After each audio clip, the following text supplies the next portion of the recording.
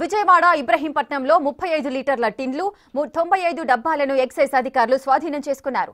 అదేవిధంగా 162 నకిలీ మద్యం బాక్సులను సీజ్ చేశారు. పలు కంపెనీలకు చెందిన స్టిక్కర్లు, గోడౌన్లోని వేల సంఖ్యలో ఉన్న ఖాళీ బాటిల్స్, వందల సంఖ్యలో ఉన్నటువంటి 180 CL సీసాలను స్వాధీనం చేసుకున్నారు.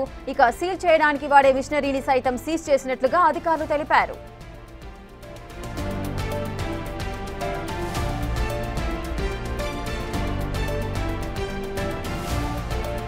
నకిలీ మద్యం వ్యవహారంలో A1గా ఉన్న జనార్దనరావు సోదరుడు జగన్మోహన్ రావును పోలీసులు అదుపులోకి తీసుకున్నారు. భవానీపురం పోలీస్ స్టేషన్ కు తరలించారు.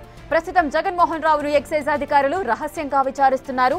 అదేవిధంగా స్వాధీనం చేసుకున్న మద్యం శాంపిల్స్ ను ల్యాబ్ కు కూడా పంపనున్నట్లుగా సమాచారం. వాస్తవంగా నకిలీ మద్యం తయారీకి ఉపయోగించిన స్పిరిట్, ఇతర రసాయనాలపై పోలీసులు అనుమానాలు వ్యక్తం చేస్తున్నారు.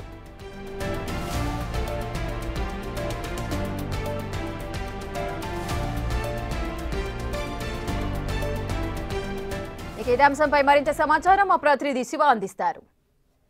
మద్యం కేసు వ్యవహారానికి సంబంధించి కూడా అద్దేపల్లి జనార్దన్ సంబంధించిన సోదరుడు ఎవరైతే అద్దేపల్లి జగన్మోహన్ రావు ఉన్నారో ఆయన్ని కొద్దిసేపు క్రితమే ఇక్కడ ఈ షాపులో కూర్చొని ఉండగా Addepalli Jagadish and Srirama Indrateja toys and mobile షాపులో అతను భోజనానికి వచ్చినట్లు కూడా తెలుస్తూ ఉంది.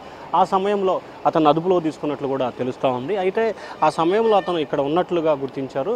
ఏదైతే ANRకి సంబంధించిన అక్కడ వైన్ షాప్ ఉంది, ఇక్కడ వైన్ షాప్ అక్కడ బారుకి కరెక్ట్గా కూతవేటు దూరంలోనే ఆపోజిట్లో ఆయన షాప్ ఉంది. సో ఆపోజిట్లో బార్ అండ్ వైన్స్ అక్కడ ఉంటే దీనికి ఆపోజిట్లో ఈ షాపు ఉన్న పరిస్థితి కనిపిస్తూ ఉంది. అయితే ఈ షాపులో ఆయన భోజనం చేయడానికి వచ్చిన సమయంలో అతన్ని అదుపులో తీసుకున్నట్లు కూడా తెలుస్తూ ఉంది. అయితే ఈ సమయంలోకి సంబంధించి ఏదైతే ఈ లిక్కర్ కేసు వ్యవహారానికి సంబంధించి ఏదైతే ఇక్కడ ఇబ్రహీంపట్నం వ్యవహారానికి సంబంధించి జరుగుతున్న పరిణామానికి సంబంధించి కూడా ఆయన కీలకమైన వ్యక్తిగా కూడా పోలీసు అధికారులు భావించారు. నిన్న సాయంకాలం ఈ లిక్కర్ కేసు వ్యవహారానికి సంబంధించి కూడా ఎవరైతే ఉన్నారో కట్టారాజు, ఆ కట్టారాజు అనే వ్యక్తిని అదుపులో తీసుకున్న తర్వాత అతను ఇచ్చిన కీలకమైన సమాచారాన్ని బేస్ చేసుకొని అద్దేపల్లి జగన్మోహన్ని పోలీసులు అరెస్ట్ చేసినట్టు తెలుస్తూ ఉంది. అతను పూర్తి స్థాయిలో విచారిస్తే వాస్తవ పరిస్థితులు వస్తాయి.